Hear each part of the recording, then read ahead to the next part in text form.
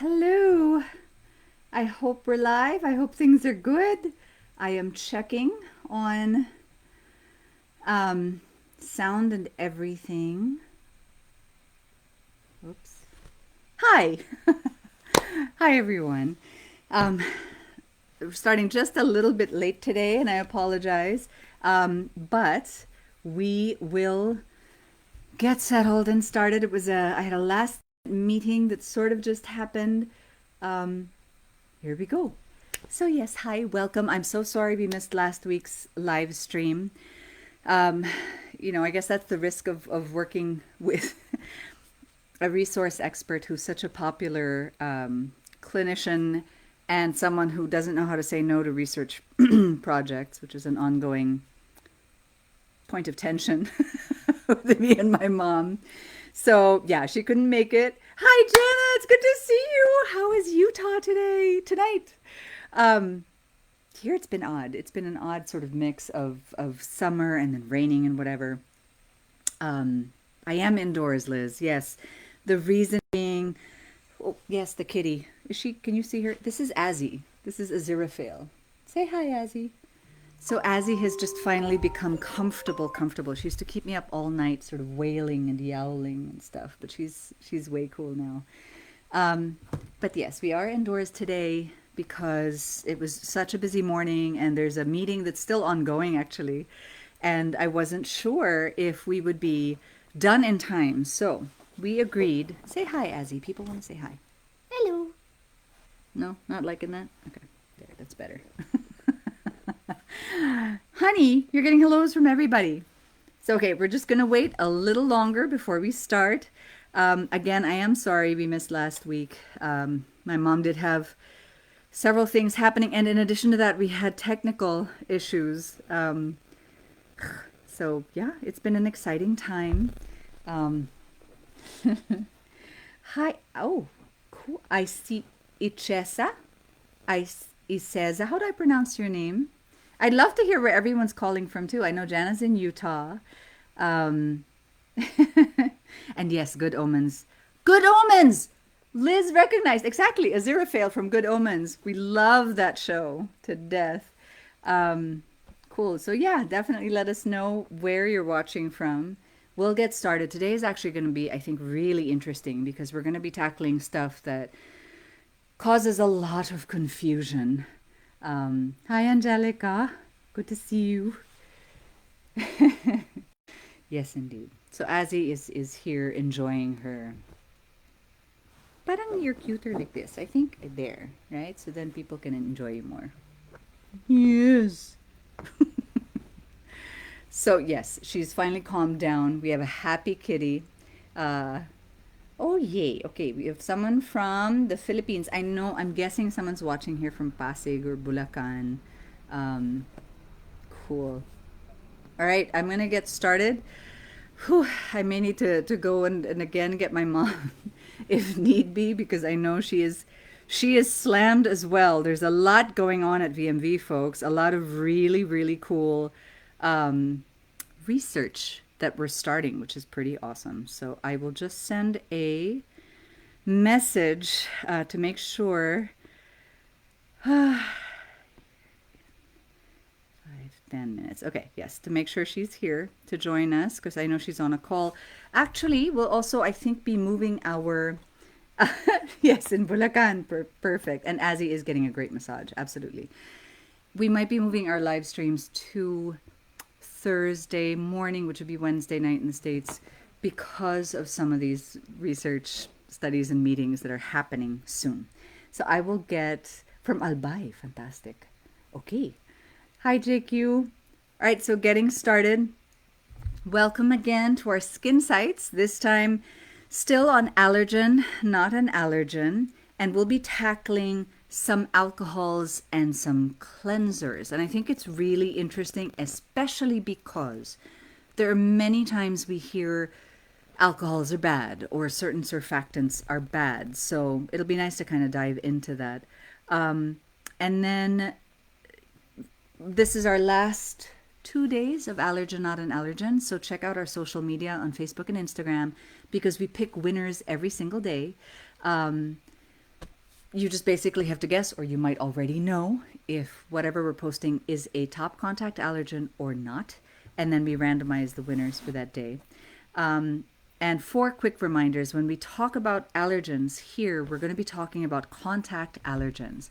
So skin and other allergies operate differently. They're entirely different systems involved. From Marikina, awesome. Hi, Jennifer. Entirely different systems, different cells are involved. In skin, T cells are involved, antibodies are not involved. They're not IgE mediated for the most part, right? I believe contact urticaria, there's some involvement, but for the most part, it really is contact and T cell mediated. Whereas in things like food, dander, bee stings and things like that, it's a type 1 reaction, which is IgE mediated. Anyway, it's more complicated. The point is, when we talk about contact allergen or allergens, we mean contact allergens, things that come into contact with the skin and tend to cause an allergic reaction. The other thing to remember, hi San Juan, Roseanne from Rizal. The other thing to remember is that we might talk about certain individual ingredients, and if I'm not mistaken, today is one of those days. But sometimes on the videos we have on YouTube, for example, or in our contest, we'll talk about things that you commonly come into contact with, but that would not be on a patch test. So like this casing for a camera, we would probably call an allergen because it's darkly colored, it's rubber, basically, which is a top allergen. So we do things like that as well. Our reference for the top contact allergens are actually published lists by the North American Contact Dermatitis Group and the European Surveillance System on Contact Allergies. So it's not us. It's what these doctors, these subspecialists who really focus on this, have collated and based on thousands and thousands of patch tests have determined are the top contact allergens. And then the last thing to say is just because we say something is a top contact allergen doesn't mean you can't use it. Go by your patch test results, because if you, for example, are allergic to fragrance, but not to vitamin E, which is a wonderful antioxidant, then if you're looking at an ingredients list, vitamin E and fragrance are both top contact allergens, but if you're only allergic to the fragrance, then you're fine, right, using the vitamin E. So today we're going to be diving deep into alcohol, so isopropyl or ethyl alcohol. Can you hear our dogs? Oh God. Okay. So it's the cat and the dog's day. Apologies. Benzyl alcohol, amido-amine surfactants, and lanolin. And before I get into that, please don't forget to ask your questions, because even if you think it's unrelated, it might actually be related. That's what we notice a lot is people don't think that things are related to contact dermatitis, but really and truly, a stunning amount of times they are.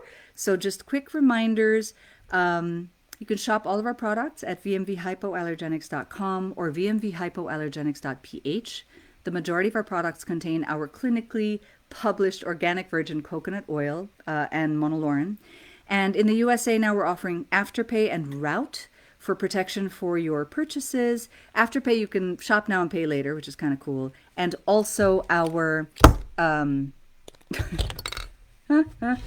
props, our pretty cool, it's a reusable bag, but it's pure canvas, which is nice because it's safer and it's washable and it can carry really, really heavy things. And then in the Philippines, we have a Mother's Day bundle. There's a bunch of things. We're offering Gcash for the first time. We have a really cool Mother's Day bundle, which is our Ulalash mascara, plus a mini of our Re-Everything Eye Serum. So I think it makes a really nice gift for moms, especially because I think COVID has been hard on a lot of moms, especially with homeschooling. And that bundle is about 60% off the regular price, so it's kind of cool. And then it's also the last day, I think today, that we're giving when you shop a mascara, you get another one free. There's also our glowing gone sale on vmvhypoallergenics.ph. These products are almost done with their shelf life. Our products don't tend to go bad. Most cosmetics really don't go bad because it's not food. They don't rot, right? But this is our commitment for example, distributors, etc., and stores of how long to keep the product on a shelf. So a lot of those are going for extremely good deals. Okay, I will not get into any more of that because I want to call in my mom. because there's so much to get into. So I'm going to welcome her now, Dr. Vermen Viralia Rowell. If you're watching, hi, Mom. Hello. You look lovely. Hello. Hello. Mwah. See, I gave you a very tall pillow. She made me look so tall. She likes being a good head above me. So, if you're watching, you already know how much contact dermatitis is at the core of what we do. But my mom is really the reason why. When she came back from her training in the States, she really was so focused on patch testing, the impact of contact dermatitis and contact acne on different skin conditions, even then photoallergens and how that affects melasma and hyperpigmentation, for example. So say hello to everyone. Hello, everybody. Welcome to our world. Yes. Okay. Oh, what a great question already from Liz. I will make sure to get to that. Hey, Kitty, watching from Egypt. Hi, Ibrahim. How wonderful. Wow. I think you might be our first viewer from Egypt. That is very cool. So, jumping straight into it. Amidoamines. And I'm starting with this because I think it merits a slightly longer discussion. So amidoamines would be surfactants, things that make your soap or your shampoo bubbly, right? Bubbly and also to cleanse it. There you go. So, you'd see I won't show brands just because, but something like this, like a shampoo that you might have in your house, might say sulfate free, SLS free, right? But if you look at the ingredients, they will have something like cocamidea, cocamidopropyl betaine, for example, and those are allergens or not? They're allergens. They're common allergens. Right. From soaps and washes and Exactly. shampoos and whatever. So what I find interesting here, and actually what I wanted to double down on, is so many of the products that I see that say sulfate free, SLS free, they contain these amidoamine surfactants, Yes. which are actually more of a problem That's from a right. contact dermatitis perspective, right? Right. So can you tell us a bit, because everyone sees cocamidopropyl betaine, cocamidea, and they think, oh no, coconut, right? Right. But that's not the problem. That's why we call them amidoamine Right. allergens. Can you tell us a bit about? Yeah, the reason it's Yeah. called cocoa is because there's a fatty acid. So one of the chemicals that coconut oil breaks down into when it's acted upon by the enzymes or the bacteria, for instance. So they break that down in the laboratories, of course, and you get fatty acids. And if they're using an oil like soybean or corn oil or any of the other more common oils, they are what we call long chain fatty acids. And if it's coconut oil, it would be more the medium chain fatty acids.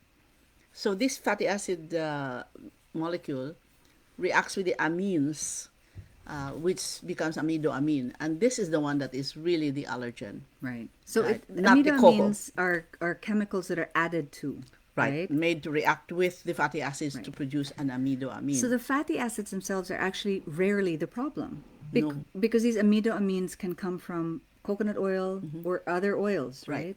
Right. Right. So the oils themselves tend to not be the issue. Right. It's when you add those amidoamines Yeah. that you get the allergenic Right. issue. In fact, Let me Go ahead, please, let me please, please. explain to you why the fatty acids are really not allergens. The fatty acids, whether they come from nightshades or coconut oil or coming from soybean, like I said, or any of the other oils you would apply on your skin, they're not really allergenic, the fatty acids that come there, for the simple reason that since time immemorial, your parents, your grandmother, your mother, then you as a baby, and all that, you're exposed to those fatty acids because those are eaten and then the oils break down in the body into these fatty acids. So they're what we call native to the body, and therefore, very early on, the cells, our native cells, become tolerant of fatty acids. They're acidic, right? But they are tolerant. They live with them. Right. After all, they make use of them. so they're rarely the issue. They're really the issue. And if you look, for example, we have one up, I think, for yesterday's question for Allergen Not an Allergen on Instagram and Facebook. The substance was oleamidopropyl. Wow. I have to learn how to say that better. Imidopropyl betaine. Oleamidopropylbetaine. No. Dimethylamine. Dimethylamine. Good Lord. I'm going to look that up. And that doesn't That's the have. way I impress my residents with. So that, as you can see in that amidoamine, there's no coca mentioned. It's the amido, oleamidopropyl dimethylamine, Right. cocamide dea, right? Cocamidopropyl betaine. So it's the amidoamines that you need to look out for. When you pick up a shampoo or you pick up a soap and it says sulfate free, look for an amidoamine because that is a very, very common alternative when people say sulfate free, SLS free. So then going quickly to sulfates, SLS, SLES, Right. they're not It's a allergens. very old chemical that has been used for many, many, many years to make into the bar of soap. Remember, soap started with Cleopatra, where she was in the bathtub and she put olive oil. Because just the oil has a cleansing effect on the body.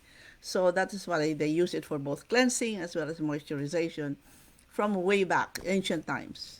It's only been in modern times that for practical reasons, that oil is made into a bar of soap. Practical reasons, you can carry it, right? You don't want to be carrying an oil bottle in a plane, for instance. It may break open and leak. So the bar of soap became and in order to make the oil become a bar, you have to add sodium lauryl sulfate. It's one of the chemicals But that they're makes it. not. So they can be. So there's a big difference between irritant and allergic reactions. We have a nice blog post about that really explains it. Okay. Irritant reaction is really dependent on how much of the thing you're exposed to. So water can be an irritant. If there's too Absolutely. much water, too much consistent, like Get for very torture, God wrinkly and the forbid, barrier is washed off. water can be an irritant. So SLS and SLES are not top contact allergens, but they can be irritants. But that's highly dependent on how much of it you're exposed to. And they are coconut derived, and there are wonderful studies on them as being antimicrobials and antivirals. That's right. So in the age of COVID, picking a soap or shampoo that has SLS, SLES is probably the wiser choice overall than choosing something that says sulfate free or SLS free and then that has amidoamine.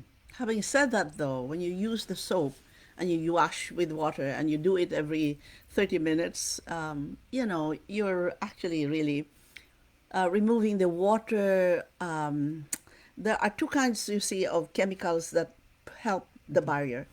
There are those that are fat based, and they are the ones that go in between the bricks of our barrier layer. And then there are the ones that are water soluble, protein, for instance, that are within the cells themselves, that are within the cornucoids, the flakes, so to speak, the bricks. And so, therefore, if you use them too much, you will deplete the water soluble chemicals, So then things. follow with the oil. So follow it With the exactly. coconut oil. Follow with the coconut A oil. quick note here as well, because we were talking about so much about oils and fatty acids being native to the body and all of this. This, when we're talking about essential oils, the oil per se is not the problem, it's the fragrance. Right. So that's where you have to be a little careful because you might think, oh, great, essential oils. The fragrance will really get you as top Yeah. contact allergens. It's great. It's got its uses, and lots of people I have to convince to stop using their aromatherapy and the smell and putting it on at night because it makes them sleep, but the point is that if you're allergic, it's okay if you're not allergic to these chemicals, but it happens to be one of the top 10 allergens, the perfumes, the fragrances that are plant derived. And many of those plants are really those nice smelling things that you smell in the garden when you go out during the summertime. Like right now, the mangoes and, you know.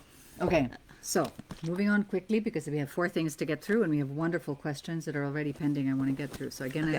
I don't want to show brands and stuff. All right. Alcohol. Big question all the time. Isopropyl alcohol, ethyl alcohol, alcohol in toners, alcohol in skincare. Bad, good, what? So let's first focus on isopropyl alcohol.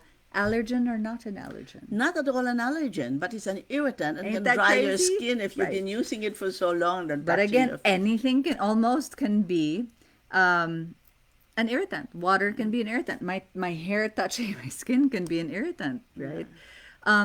So what is the difference between?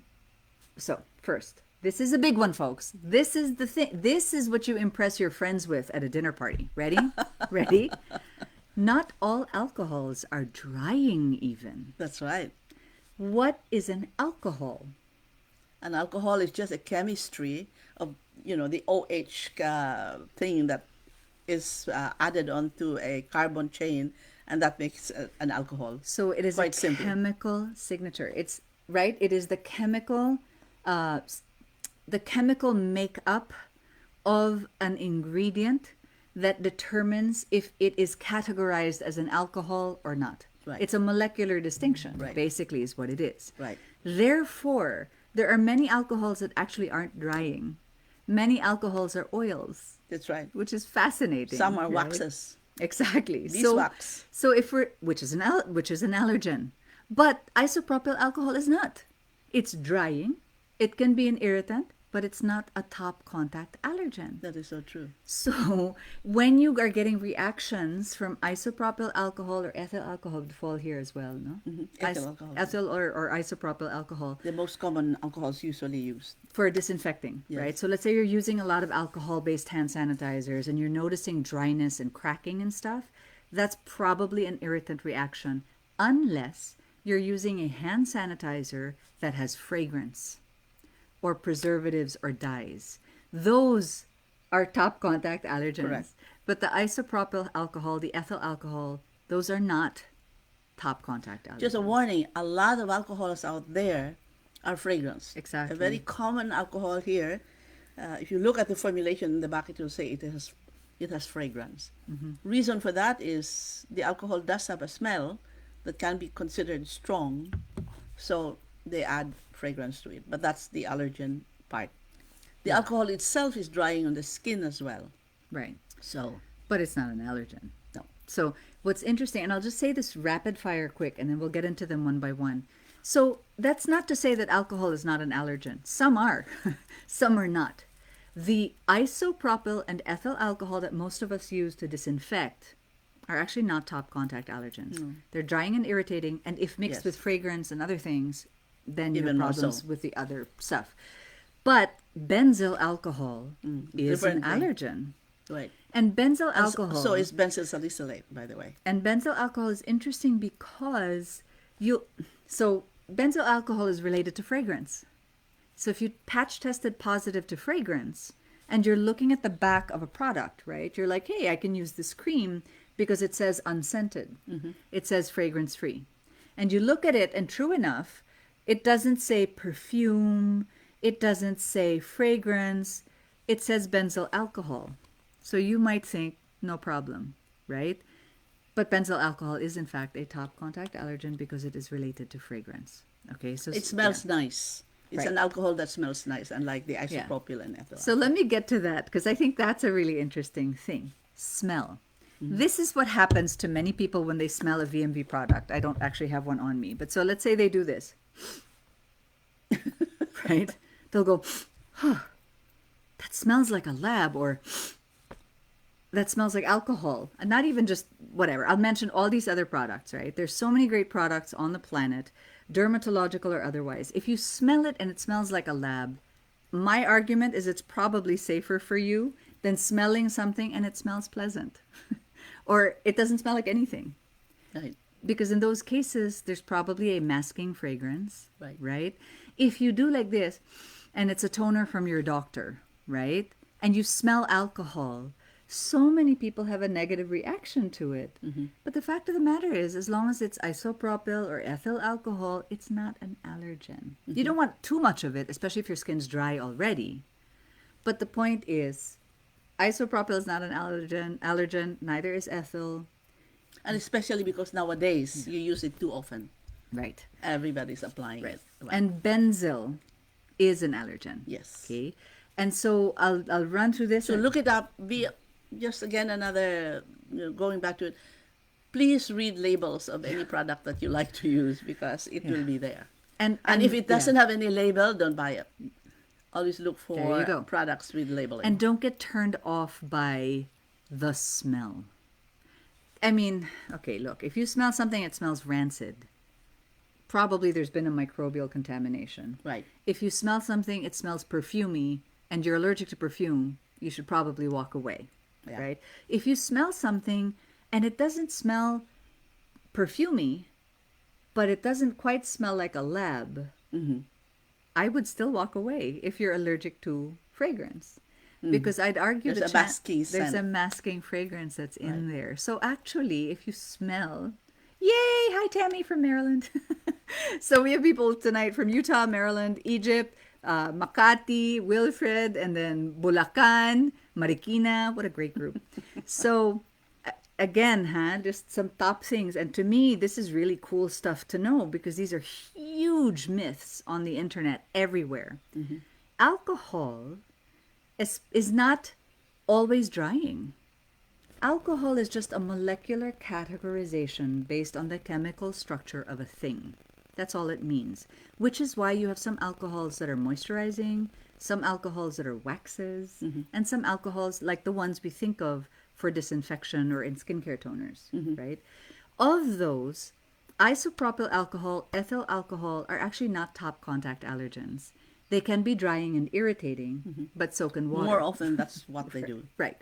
So you just have to make sure the rest of the alcohol has no top allergens, fragrance, dyes, etc. And ideally, you don't use it so much, right? You taper off and you don't use it every single day, 14,000 times a day. Benzyl alcohol is a fragrance at the end of the day, very related to fragrance. So if you're smelling toners that smell like alcohol, then we thought if it smells bad, it's good for you. Kinda. I mean, honestly, I says that. Am I saying I'll your take name that correctly? back. Can you help Coconut me? oil, you compare the bottles of coconut oil that you can buy from the regular store. Compare the smell. Pick up the one that doesn't smell strong. If it But smells they like like that food, smell. Yeah, don't. don't. Because that For means for it's your been, skin. yeah, it's Yes. been heated up Right. a lot. Yeah. Exactly. So, but yeah, that's a nice shortcut. So, okay, the last thing, and then we'll dive into your questions because they're really awesome. Lanolin. Check this out. Do y'all know what lanolin is? Those of you, there's a wonderful product actually for. Lanolin rich is what they claim. There's another product that is for breastfeeding moms that actually is really good for moist wound healing and very, very helpful. And it's made with lanolin. So lanolin is actually an alcohol. Few things I can think of are more gooey than lanolin, but it's a wool alcohol. And it is absolutely a top contact allergen. So can you tell us a little bit about lanolin? Yeah, lanolin is nice. It is derived from sheep. Is it fur? Yeah, Wool. wool. There, Wool that's what I was alcohol. looking for. Sheep wool, and so therefore, if you think about it, there's protein material there. So it is an allergen, and one of the things is that many of the products out there will say that they are lanolin rich, and it's not really a good thing because it is, like I said, an allergen. Yeah, but what's interesting about it is it's an alcohol, right? And if you Right. really have ever seen lanolin, it's gooey. It's really, really sticky, sticky, thick, gooey. Not even like a wax. It's like, I don't know how to. That's not helpful. it's It's like a grease. it's like a grease, but thick and gooey. It's so. Bleh. It feels quite good actually when you're breastfeeding because I used that product that I was mentioning for moist wound healing, and they were saying it was a medical grade lanolin that is not allergenic. I haven't seen that necessarily validated anywhere, but the only point here is to say alcohol is not all the same thing, right? It's Right. just a molecular, it's a categorization. There's the alcohol that you drink. There's alcohol that you drink. What time is it? What day is it? Come on, Friday. There is the alcohol you drink. There's the alcohol used for disinfection. There is alcohol that's related to fragrance. Then there's waxy, gooey moisturizing. You said a while ago something. Beeswax is an alcohol? I think so. There you go. But I know lanolin is. And so I'm when almost sure. yeah, when people start talking, Liz is asking, so like lard, even gooier than lard. Lard even is a bit more solid to me. Lanolin is like I can't.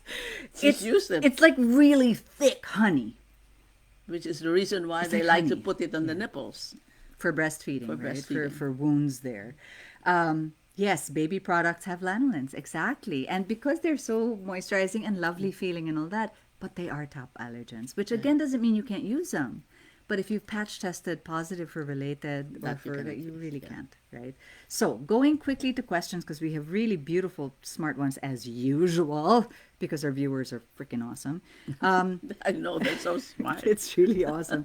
Okay, so Liz's first question was, what's an alternative to latex gloves? I use them when dishwashing because the water and soap dry out my hands, but the gloves make my hands itch. Ah, classic conundrum. Yeah. Phenomenal question.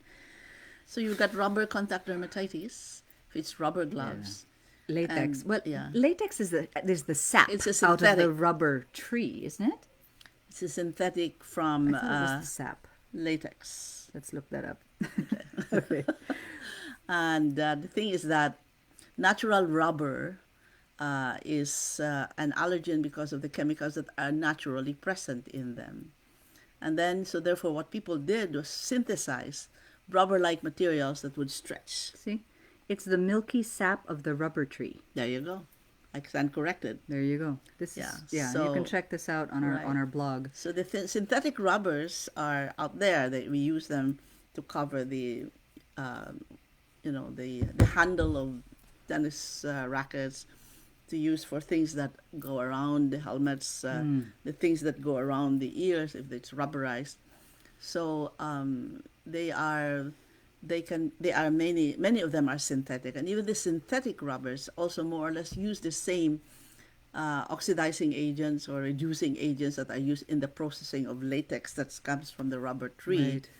and these other chemicals. So in the patch test tray that a lot of people use, I use the 80 allergen as my baseline, and that contains several chemicals that are used in rubber manufacture.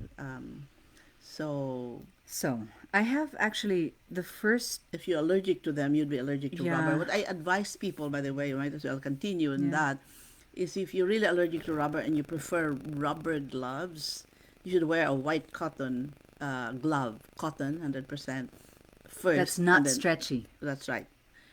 Either that, or you can use vinyl. Vinyl is kind of like Vinyl is rubber better also, but tolerated. it's better tolerated, less Yeah. allergenic, and a lot of people I know who are allergic to rubber gloves themselves can tolerate the vinyl. There are dyed ones. Look for the white translucent one. They're better for your skin. Yeah. So I'll back up a little bit and go even more basic than what she's saying, which is confirm that it's the gloves that are the problem. Um, my assumption would be if you patch test positive for latex and rubber, you should be experiencing similar problems with rubber flip-flops, swim goggles, rubberized The cell elastic phone waistline. rubberized cell phone holders. If that's not happening, you might want to just confirm that with a patch test because I wonder if it's the soap, the dishwashing soap. Dishwashing soap is notorious for having limonene, top contact allergen, To make it smell blue nice. dye, top contact allergen, preservatives because there's so much water in it. A lot of Or the dishwashing amido-amine. or you know what that means, a lot of dishwashing liquid soaps are jam packed Right. with top contact allergens. So I wonder if that's the case, we can suggest an alternative. Honestly, using a shampoo that has no allergens might be a better option than using rubber gloves. That's what I usually avoid. Yeah. Advise patients use the same thing that you use for the head and body. That's hypoallergenic, and use it for your hands as well, Yeah. If it is really the rubber, and for your yeah, cat, her and for your cat. Because if you do this, that might be a connubial one, right? Yes. Okay, that's really cute. So, Ibrahim is asking which has no skin bad effect, aerosols or liquid sanitizers? It's really what's in the sanitizer more than the method of application, right? So, aerosolized hand sanitizers, the bigger problem might be inhalation of the particles. Also, those particles are now airborne. So, if your hand sanitizer contains fragrance or contains bleaches, Then you're also dealing with photoallergens that are now in the air and might cause might cause hyperpigmentation and melasma. And yes, they can also cause acne, right? Halogen acne, if it's a chloride, a bleach that's in the hand sanitizer. So that's maybe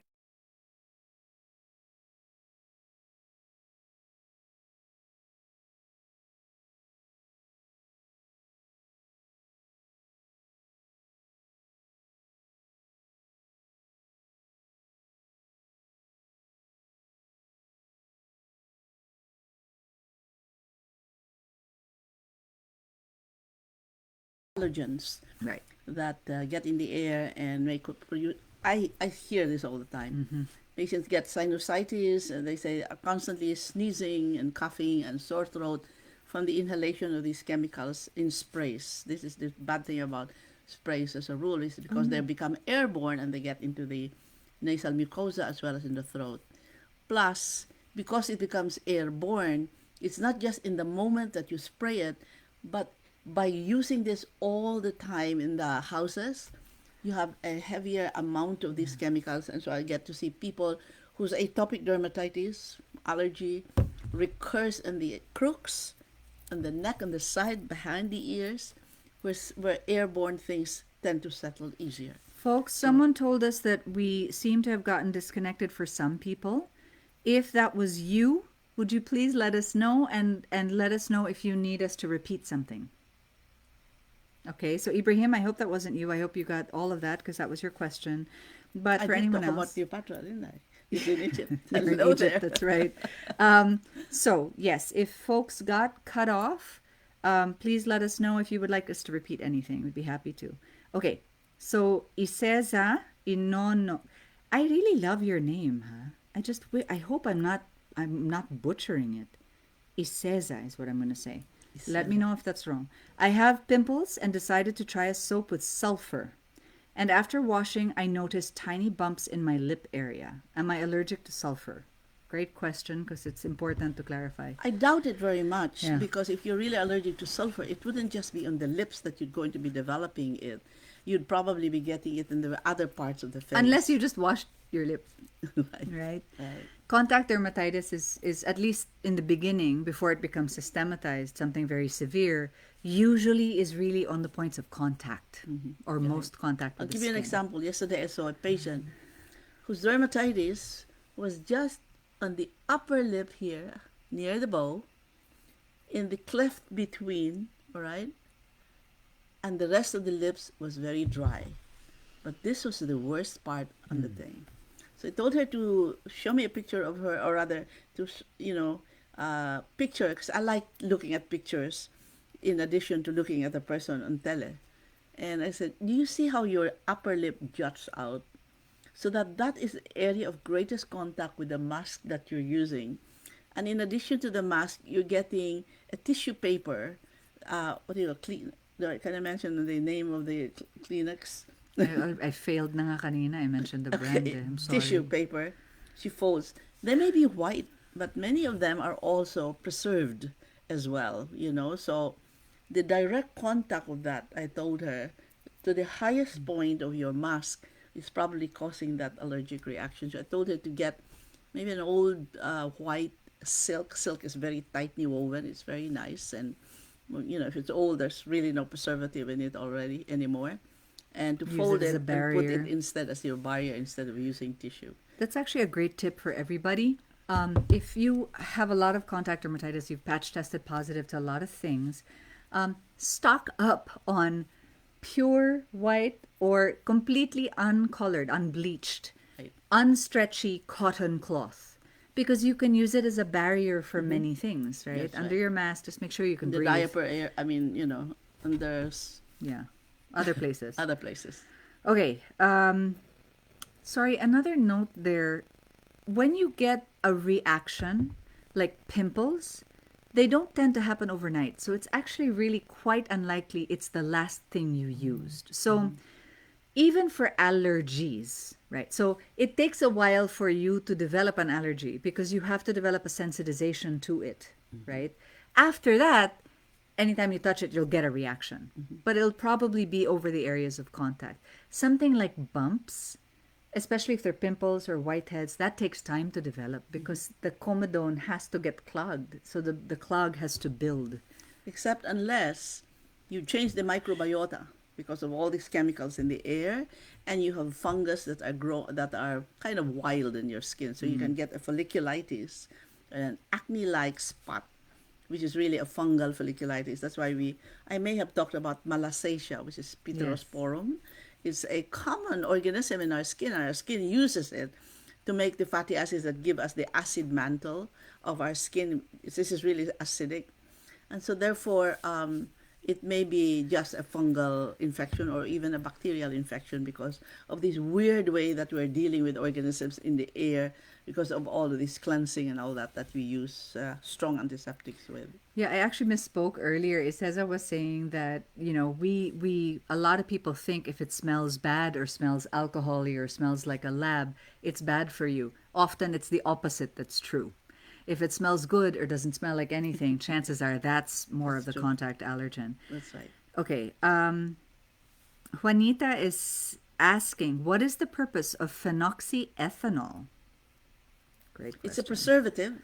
Phenoxyethanol is a preservative. So, and it's also one of the top allergens. It is in the 80 allergen list of the American Contact Dermatological Society, which has just increased the number to 90, by the way.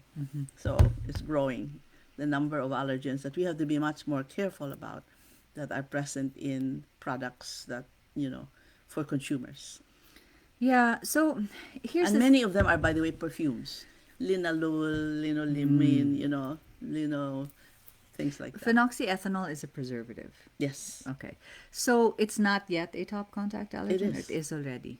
There you go.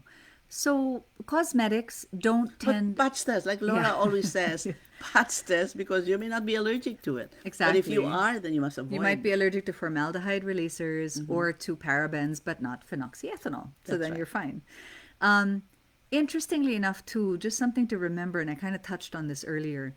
Unless you're using a very particular brand of skincare that does not last in a store enough to be bottled, most skincare and cosmetics don't actually rot. It's not like food where you leave a banana out there and it'll start to rot, right? Most skincare doesn't. Most skincare, especially, and this is a good rule of thumb, the less water it has, Mm. most skincare and cosmetics actually last a very, very long time. This is even more true the more preservatives they have, If right? water is almost at the top of the labeling, then you know that there's a lot of water in that, and you have to be a little bit aware about that. Right. So usually when you talk about expiration in these products, you're really looking at products that are borderline drugs. Why? Things like sunscreens, right? Those active ingredients, they expire just the way medicines would. They become less effective, right? But it doesn't rot. It doesn't go bad necessarily. If you smell something you see in your skincare or makeup, it has separated, it's really discolored, there's growth, then that's a microbe has gotten in there and made a problem. But it's not like a banana. You wouldn't leave it out there or produce it 5 years ago and somehow it will go bad without a microbial contamination. Let's So talk just one something to keep day in mind. about the ingredients of sunscreens. I'd like to. I Let's. had a Okay. photomedicine board meeting yesterday with the US, and we're talking about the fact that sunscreens really is a problem right now because of all the ingredients, and they talk about it getting into into the seas, and doing something wrong to our sea environment. Okay. So let's talk about that. All right. We have someone's writing that down, I hope, because we have many questions that are awesome. Leah is asking, can I use coconut oil as a cleanser with cotton? Yeah. Yes. Toner is not advisable for those with atopic dermatitis. You're absolutely right. But washing alone feels insufficient. Should I cleanse first with oil, then wash, or the other way around? I have an answer, but I'd like to hear Okay. yours. It depends upon how. If you're talking about maintenance, that's different from somebody that I would see in my office where that patient has become so irritated, so dry and flaky and itchy. For that person, I'll tell them no soap at all. You just use the oil as your cleanser. Remembering again the Cleopatra story, I said that oil Soap started with oils as a cleansing Our agent. ancestors used oils. Right. Yeah. So you can use the oil as a cleanser quite effectively. It really does a good The cleansing action. molecules bind very well with Right, dirt right. to get it off. Okay. But for an everyday thing, with people really wanting to cleanse their skin, hopefully not squeaky skin, squeaky clean, you Yeah. can use a very mild soap and Cream cleanser. yeah, Don't use a bar soap right. for the face. Then Yeah. just gently and then don't scrub, scrub, scrub. And by the way, people who are in the bath for 20 minutes, there's something wrong with that, by the way. Okay, because I hear that every now and then. Okay, and then the other thing is so you can wash with a very gentle soap.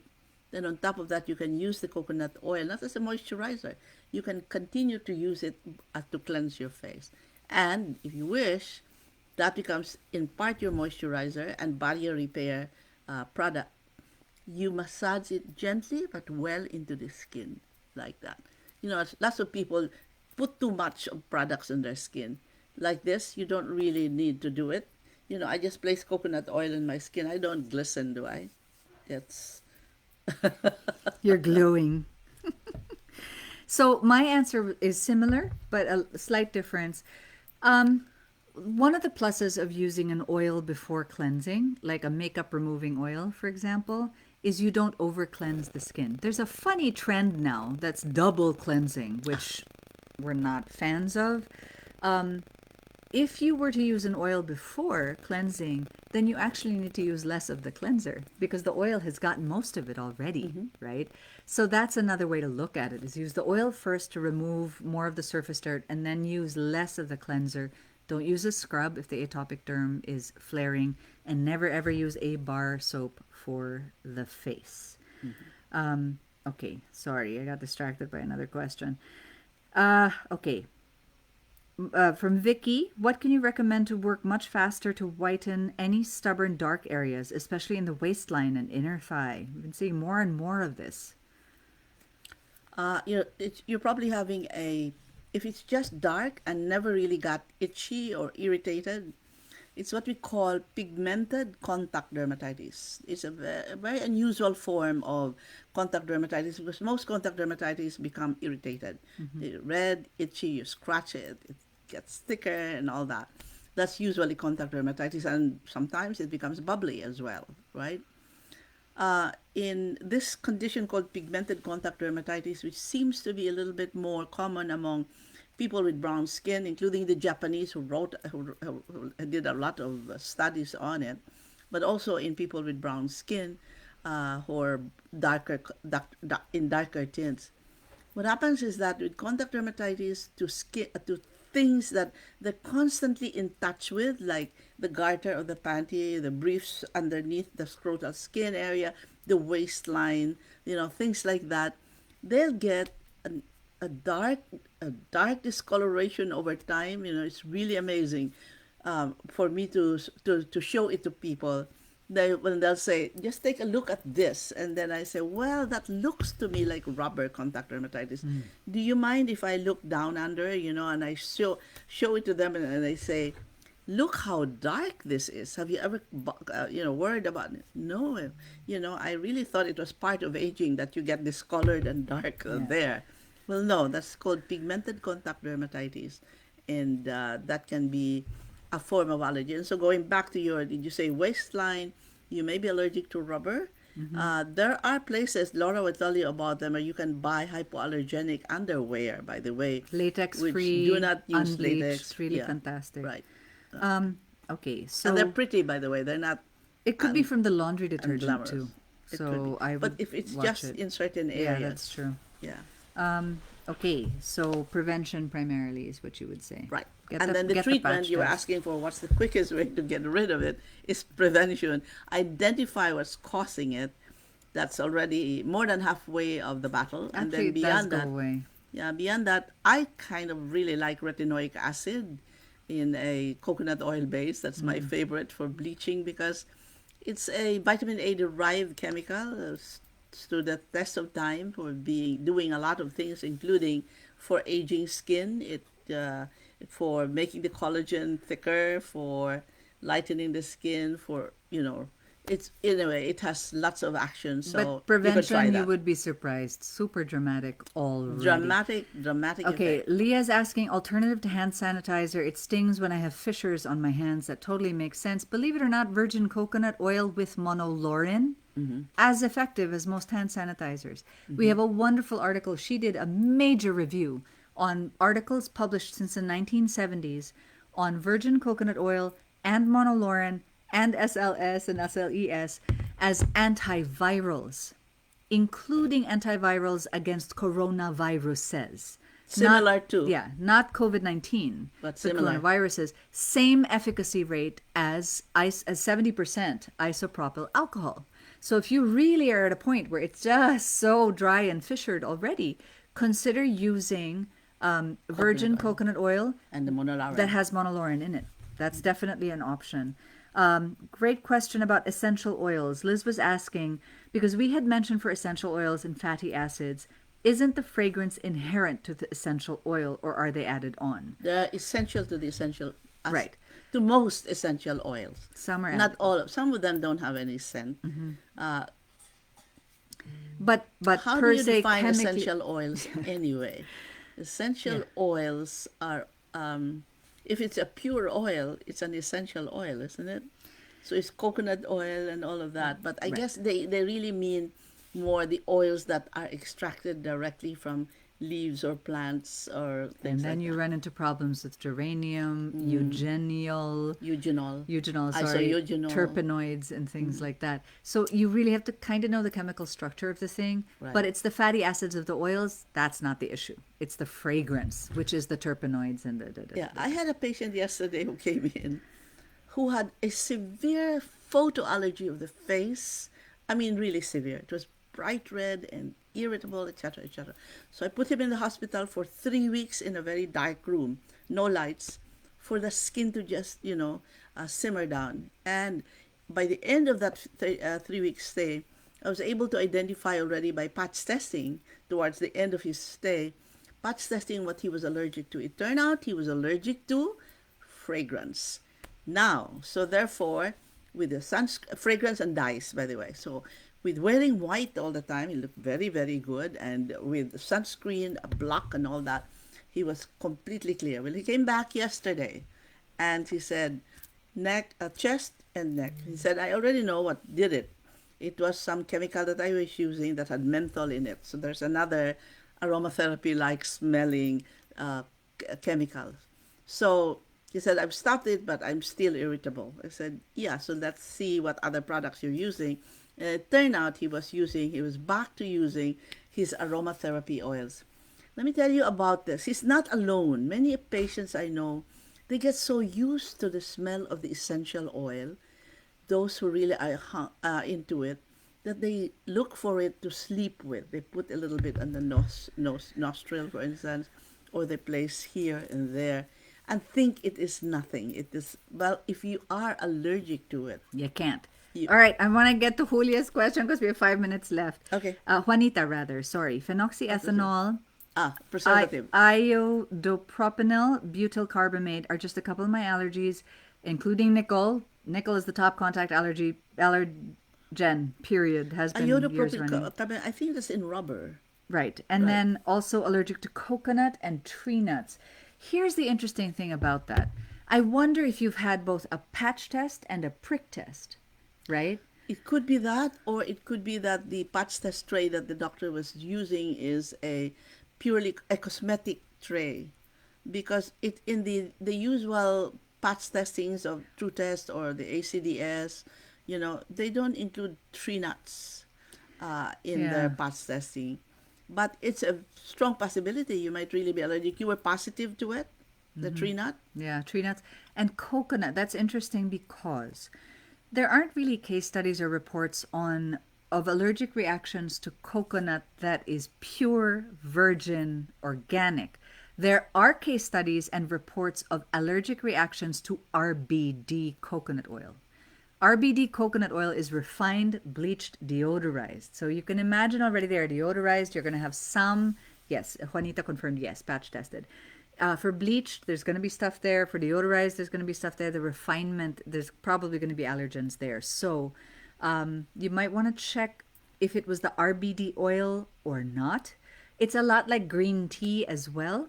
Look in the label, Yeah, because in the label they will use those words actually. This has been refined and it's bleached and deodorized, which exactly is the reason how those coconut oils, for instance, will be an irritant. There's another thing that I actually wrote to in an article. I think it was published by Day Day Mural. Not, I'm sorry, not Day Day Mural. She's in my mind. Who's the lady in Miami who wrote several books? Bauman, Leslie Bowman, Bauman. Leslie Bowman. Sorry, Leslie.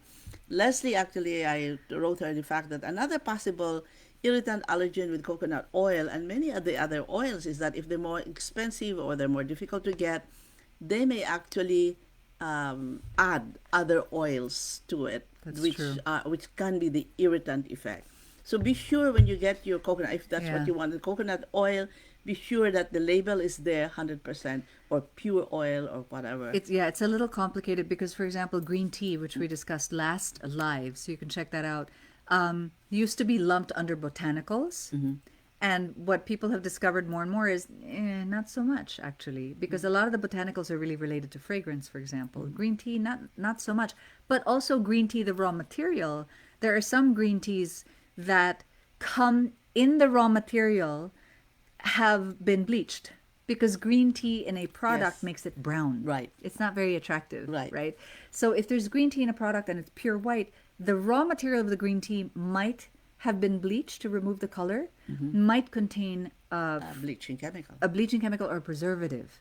So if you're using like a pure organic green tea and you patch tested positive for botanicals, you might actually be okay with the green tea. And the other quick thing to note there is, yeah, so Juanita was confirming I stay away from refined coconut oil. It doesn't seem to bother me.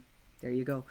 I was going to add, right. So remember too the difference between eating something versus applying it on the skin. But definitely the quality and purity of the material that we're talking about comes into play. So there So you go. adulteration was the word I was trying to. Yeah, so Juanita did have a patch and a prick test. So the prick test is specific to food and dander, Yeah, that would include your. rhinitis, that sort of thing. Those are very different modalities. That's right. To the point that if you have prick tested positive for something, the chances are actually really high that you can still apply it on the skin and be fine because entirely different cells are involved unless you also patch tested positive for it. So we can help customize recommendations for you based specifically on your patch test results.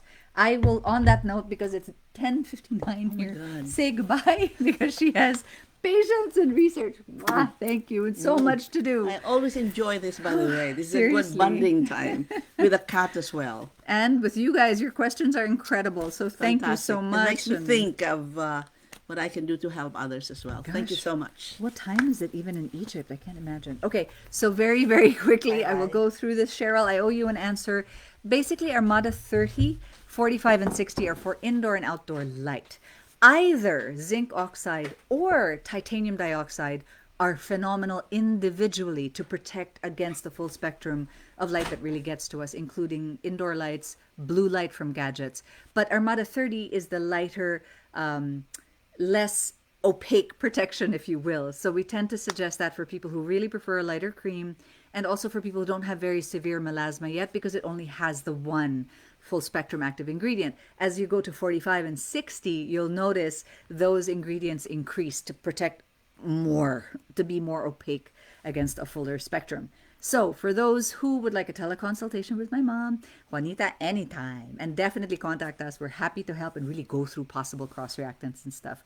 Teleconsultation with my mom or any doctor or nutritionist we work with, send us a PM. We can customize recommendations for you. I went through some of the specials online. I don't want to keep you guys too long, so make sure you subscribe to our email newsletters, or what do you call it? The subscription list. You know what I mean? So you get the email so you know when we have a sale or a special bundle or whatever. Follow us on YouTube and Instagram and Facebook.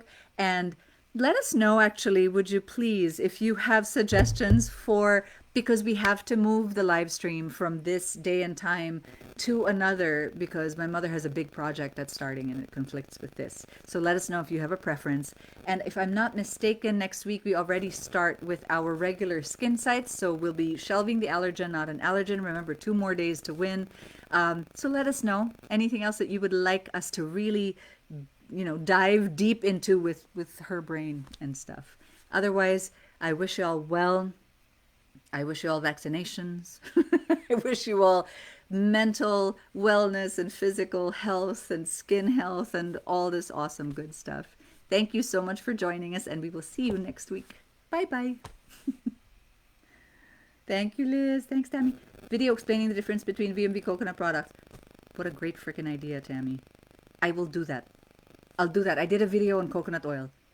I will put the link, but I will do that. What a great idea. Thank you, thank you, thank you. I will do that. Okay.